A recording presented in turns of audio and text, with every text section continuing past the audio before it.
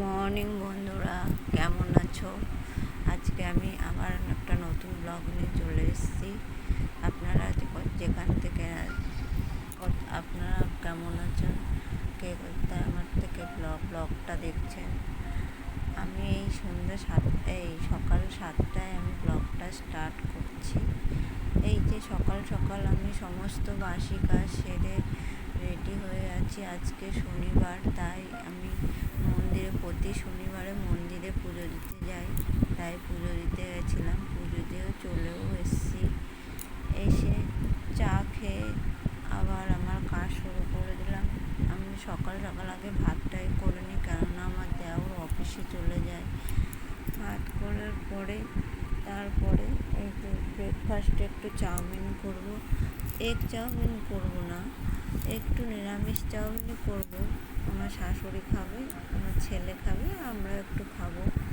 চাউমিনটা হয়ে গেছে, নিরামিষ আলু দিয়ে করেছি। এবার রান্নার কাজ।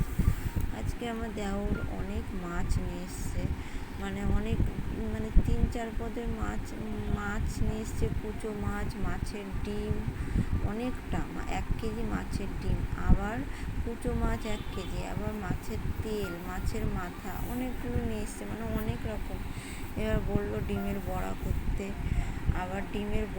করতে, আবার মাছের ডিমের টক করতে, আবার কুচো মাছের বড়া, আবার কুচো মাছের চচ্চড়ি। এত কুচো, এই যে আমার ডিমের বড়া হয়ে গেছে, আবার কুচো মাছের বড়া হয়ে গেছে। এই যে মাছের ডিমের টক করব আম দিয়ে। যে আমটা কেটে হলুদ নুন দিয়ে ভেজে বসিয়ে দিয়েছি। দিয়ে জল দিলে যেই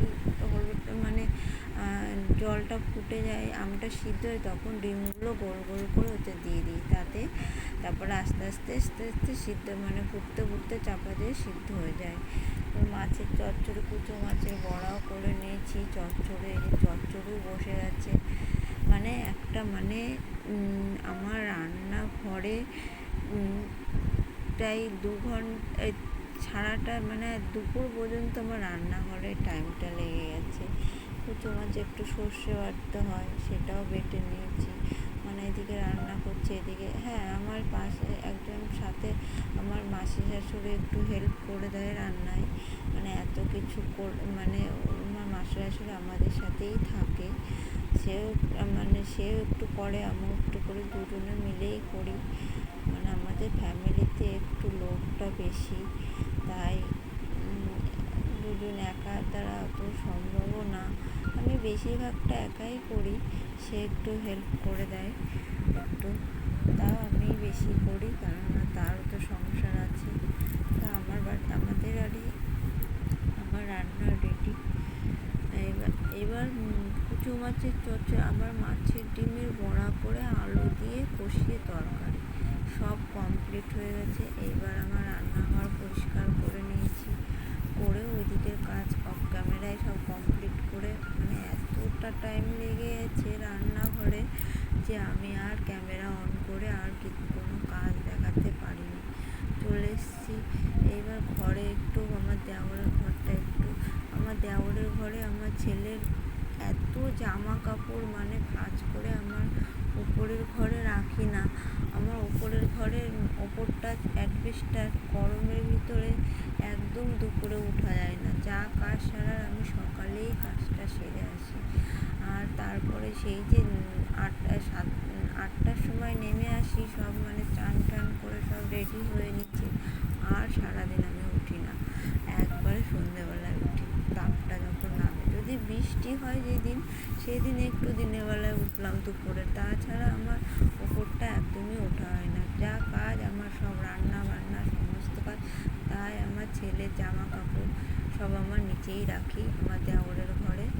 মানে এত জামা কাপড় ভাঁজ করে কোথায়, আমাদের এমনি ঘরটা পুরনো ঘর, মানে অনেক দিনের পুরনো ঘরগুলো ছোট ছোট, রাখার জায়গাও অনেকটা কম, তাই দড়িতে ঝুলিয়েই রেখে দিই। কী করবো, ওই এক সময় দেওর এমন উলট পালট করে দেয়, আমার দেওরের জামা ছেলের জামা একটা ঘরে, মানে আবার সব নামিয়ে গোছাতে হয়।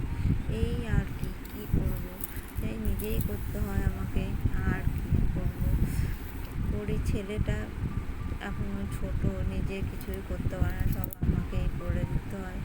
তারপরে আজকে আবার ভোট ছিল, আজকে 1 জুন, জানেন কোন জায়গায় ভোট, তাহলে একটু গেস্ট করতে পারছেন যে আমাদের বাড়িটা কোথায়। ভোট দিয়ে আমি চলে এসেছি, তাহলে দুপুরে লাঞ্চ করে তারপরে ভোট দিতে গেছিলাম। 3:30টার দিকে গেছিলাম, একদম ফাঁকা, ভোট দিয়ে চলে এসেছি। তারপরে একটু বিশ্রাম নিয়েছি, তারপরে যে গরম বললাম দুপুরে, তাই আমি দুপুরে কিছুই করতে পারি না। এই যে সন্ধ্যেবেলা এসে একটু ফ্রি পেলাম, ছেলে 6:30টায় পড়তে গেছিলো, তাই আমি একটু ফ্রি পেয়েছিলাম।